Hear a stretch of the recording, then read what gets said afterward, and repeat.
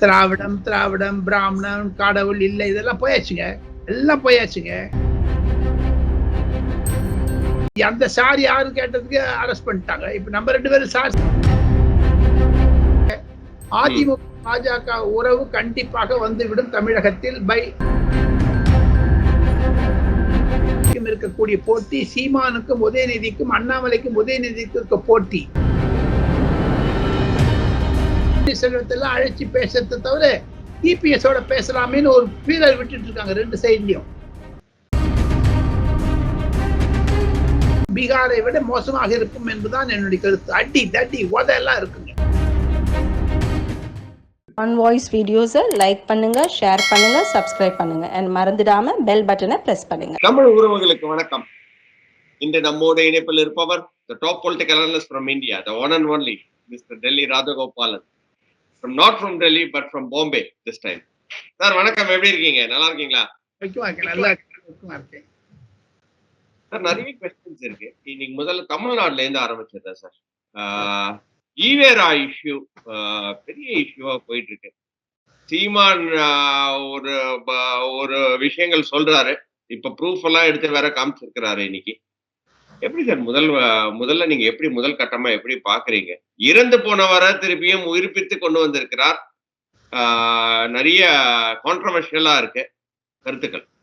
Real one voice நேயர்களுக்கும் தங்களுக்கும் என்னுடைய வணக்கத்தையும் நமஸ்காரத்தையும் தெரிவித்துக் கொண்டு, எல்லாம் வரை உள்ள இறைவனையும் தென்னாடுடைய சிவனை போற்றி என்று சொல்லக்கூடிய மார்கழி திங்கள் மது நிறைந்த நல்லானால் என்று திருப்பாவை பாடி, இன்று கூறாரை வெள்ளி சீர்கோவிந்தா என்ற பாசுரத்தையும் பாடி, கிராம தேவதைகள் எல்லாம் நினைத்து தங்களுடைய நேயர்கள் அனைவரும் புத்தாண்டு வாழ்த்துக்கள், பொங்கல் வாழ்த்துக்கள் சொல்லி அவர்கள் இன்பமுடன் நல்ல வாழ்க்கை வாழ, ப்ராஸ்பரிட்டி வளர ஆண்டவனை பிரார்த்தித்து, தாங்கள் கேட்ட கேள்விக்கு ஒரே ஒரு பதில், திராவிட முன்னேற்ற கழகம் ஒரு குழப்பத்தில் இருக்கிறது.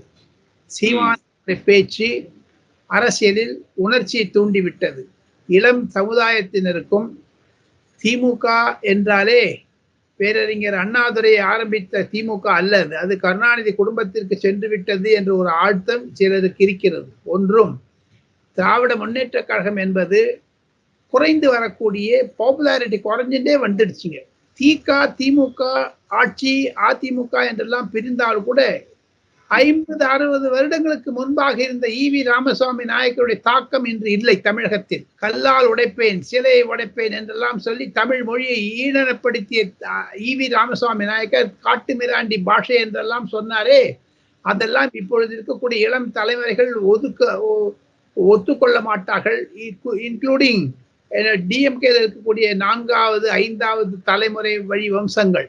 காரணம் டிஜிட்டலைசேஷன், ஆர்டிபிஷியல் இன்டெலிஜென்ஸ், 6G போன்றவைகள் எல்லாம் தொழில்நுட்பம் அதிகமானதுனால் திராவிடம் திராவிடம் பிராமணன் கடவுள் இல்லை இதெல்லாம் போயாச்சுங்க, எல்லாம் போயாச்சுங்க. ஒண்ணு சொல்றேன், இன்று தமிழகத்தில் தமிழ்நாடு டூரிசம் டெவலப்மெண்ட் கார்பரேஷன் கூட ஹிந்தியில் தமிழில் மொழிபெயர்ப்பதற்கான ஒரு அப்ளிகேஷனை கொண்டு வந்துட்டாங்க. கொரியன் பாஷை, ரஷ்யன் பாஷை, ஜப்பனீஸ் பாஷை, ஜெர்மன் பாஷை, ஸ்பானிஷ் அதெல்லாம் சொல்லி என்ன அர்த்தம்? அதுக்கு தமிழ் இருக்கா? எப்படி ஹிந்தி ஒழிக நாங்கள் என்ன ஆச்சு? அதனால தான் திராவிட முன்னேற்ற கழகத்திற்கு ஒரு பேர் இழப்பாக இருக்கும். திராவிடம் என்பது மங்குகிறது. சீமான் அவர்கள் பேச ஆரம்பித்தது ஈவி ராமசாமி நாயக்கரை பற்றி, அது தமிழக இளைஞர்களிடையே பரவிவிட்டது. இப்பொழுது திமுகவிற்கு ஒரு பெரிய சோதனை காலம். அவரை செய்வதா, சுதந்திரமாக விட்டு விடுவதா? எங்க கடவுள் இல்லை என்று சொல்லக்கூடிய திராவிட முன்னேற்ற கழக தலைவர்களுக்கும் சரி, ஈவி ராமசாமி நாயக்கருக்கு வழிவந்தவர்களுக்கும் சரி, கடவுள் இருக்கிறார் என்பதுக்கு துர்கா ஸ்டாலின் இருக்காங்களா கூட வீட்டிலேயே, அதுக்கு என்ன சொல்ல போறீங்க? அந்த அம்மா திராவிட ஒத்துனாங்களா? இல்ல அந்த அம்மா தான் திராவிட கொள்கை எதிர்க்கிறாங்களா? இவரே விபூதி வாங்க மாட்டேன்னாரு, தீபாவளிக்கு வாழ்த்து சொல்ல மாட்டேன், இதெல்லாம் பழைய காலங்க. இனிமேல் சீமான் எடுத்தது. ஆனால் சீமான் தனக்குத்தானே கைதை வரவழைத்துக் கொள்கிறார். அவர் கைதானாலும் ஆச்சரியப்படுவதற்கு ஒரு நாட்களில் அவரை கைது செய்து துன்புறுத்துவார்கள். எப்படி தமிழகத்தில் கைது அந்த சார் யாரு கேட்டதுக்கு அரெஸ்ட் பண்ணிட்டாங்க. இப்ப நம்ம 2 பேரும் சார் சொன்னா நம்ம 2 பேரும் அரெஸ்ட் பண்ணுவாங்க.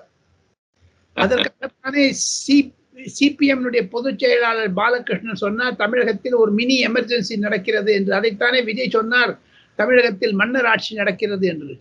தமிழக கழகத்தினுடைய தலைவர் சொன்னது. ஆக மொத்தம் கடந்த 3 மாதங்களாக ஈவி ராமசுவாமி நாயக்கர் தமிழக அரசியலில் ஈவி ராமசுவாமி நாயக்கரை அவர் கொள்கையை ஆதரிப்போம், ஆனால் கடவுள் மறுப்பதை நாங்கள் ஏற்றுக்கொள்ள மாட்டோம் என்று தமிழ் வெற்றி கழக தலைவர் விஜய் சொன்னது பாராட்டத்தக்கது. ஈவி ராமசாமிக்கார் ஒரு சமூக புரட்சியாளர் என்று சொல்லி பிம்பத்தை வளர்த்து விட்டார்களே ஒரு பலூன், அந்த பலூனை சீமான் விஜய் போன்றவர்கள் பிரிக் பண்ணிட்டாங்க. பலூன் வெடித்து விட்டது. இனி திராவிடம் என்பது மங்க ஆரம்பித்து விட்டது. நிச்சயமா சார். அப்படி இருக்கிற நேரத்துல அவர் அரெஸ்ட் பண்றது சரின்ற மாதிரி பாக்குறீங்களா? அரெஸ்ட் பண்ணா அவருக்கு வேல்யூ தானே சார் கூடும். ஜென்ரலா DMK has always dealt with Seeman is killing in silence இல்லையா? எதையுமே பேச மாட்டாங்க, எதுவும் பண்ண மாட்டாங்க, அவர் பாட்டு அவர் போக்குல விட்டுருவாங்க. இவர் அரெஸ்ட் பண்ணானா இன்னும் அவருக்கு வெளிச்சம் தானே. அதை டிஎம்கே பண்ணுவாங்க நீங்க நினைக்கிறீங்க? கணேஷ், வெளிச்சமா இல்லைங்க, அனுதாபம் வந்துடும் சீமானுக்கு.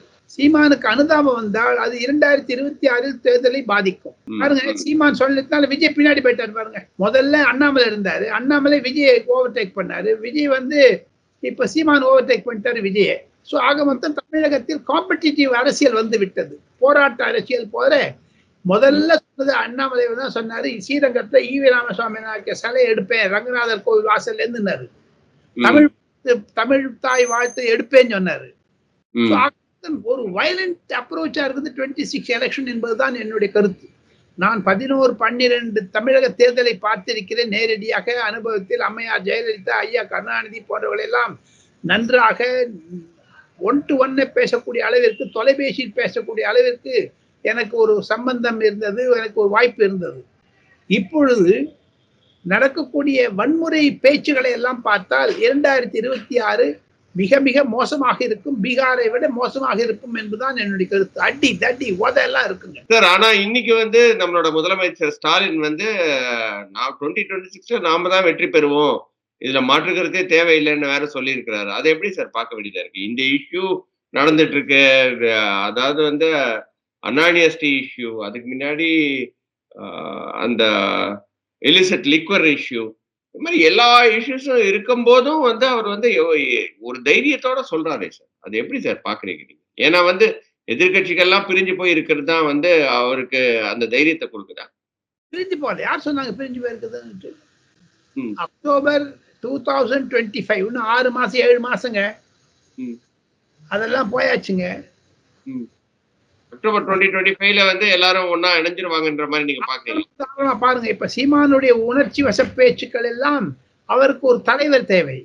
அதை அவர் ஒழுங்குபடுவதற்கு இப்போ ஈவி ராமசுவாமி நாயக்கரை போராட்டத்து அவர் he has taken a right course தான் எனக்கு தோணுதுங்க.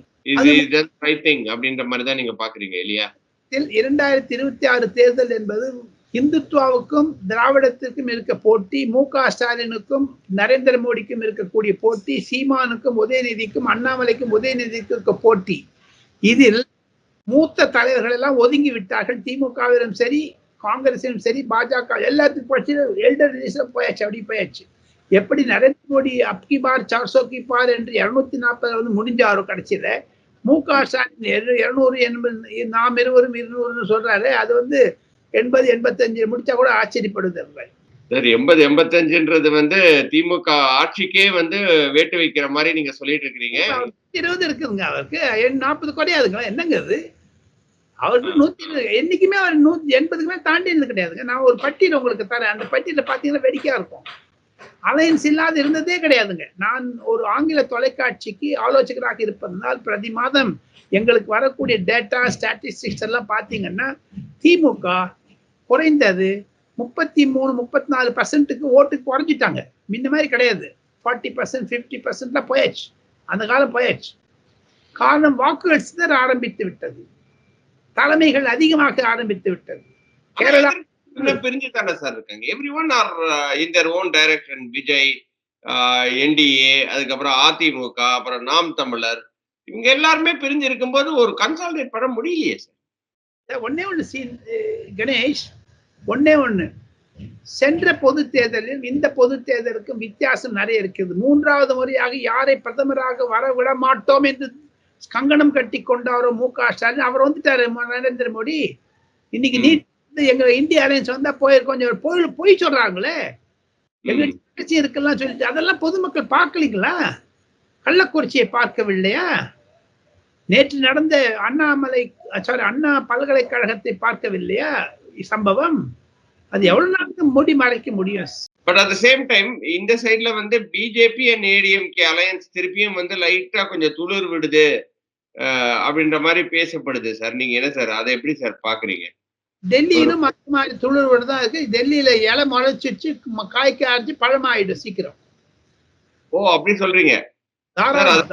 கொஞ்சம் எங்களோட வியூவர்ஸ்க்கு சொல்லுங்க சார், என்ன புதுசா நியூஸ் சொல்றீங்களே நீங்க? புதியதாக வரக்கூடிய பாஜக தலைவர் மனோகர்லால் கட்டரோ சிவராஜ் சிங் சௌஹானோ யார் வந்தாலும் சரி, கண்டிப்பாக தமிழகத்தில் அதிமுகவுடன் தான் போக வேண்டும் என்ற ஒரு எண்ண மனப்பான்மையுடன் இருக்கிறார்கள். அது பிரதமர் நரேந்திர மோடிக்கும் சரி, அமித்ஷாவிற்கும் சரி, நட்டாவிற்கும் சரி, எடப்பாடி பழனிசாமி, ஓ பன்னீர்செல்வம், சசிகலா, தினகரன் அவனையும் ஒன்று சேர்க்க வேண்டும் என்று தான் நினைத்திருக்கிறார்கள். போதாத குறைக்கு கணேஷ் சென்ற வாரம் புத்தாண்டு ஆரம்பித்தவுடன் அமித்ஷாவை 3வது முறையாக சந்தித்து இருக்கிறார் டிடிவி தினகரன். ரகசியமாக அவர் நிர்மலா சீதாராமனை சந்தித்திருக்கிறார். ஏதோ ஒரு சோறு பதமாகப்படுகிறது, ஏதோ செயல் பண்ணிட்டு இருக்காங்க. எங்க போய் முடியுமோ தெரியல. இருந்தாலும் கசப்புகள் இருந்தாலும் மைனாரிட்டி ஓட்ஸ் வந்து இனிமேல் ஏடிஎம்கே வராதுன்னு முடிவு பண்ணிட்ட அப்புறம் 2ஆம் கட்ட தலைவர்கள், அதாவது செகண்ட் தேர்ட் ரேங்கிங் லீடர்ஸ் இன் ஏடிஎம்கே, அவங்களும் பிஜேபியோட போனாதான் நன்னா இருக்கும்ன்றாங்க. இப்ப பாருங்க ஈரோடுல டிஎம்கே அனௌன்ஸ் பண்ணிட்டாங்க. இப்ப பாஜக தான் அனௌன்ஸ் பண்ண போது பாருங்க. ஏடிஎம்கே மாட்டேன்னுட்டாரு, தேமுதிக மாட்டேன்ட்டாங்க, போட்டி போட போது. என்ன ஒரு வருஷத்துக்கு என்ன பண்றது? வேஸ்ட் பணத்தை கொடுத்துட்டு. ஆனா சின்னத்துல மாட்டிப்பாரு, அந்த பயத்துல அவர் மாட்டேன்ட்டாரு.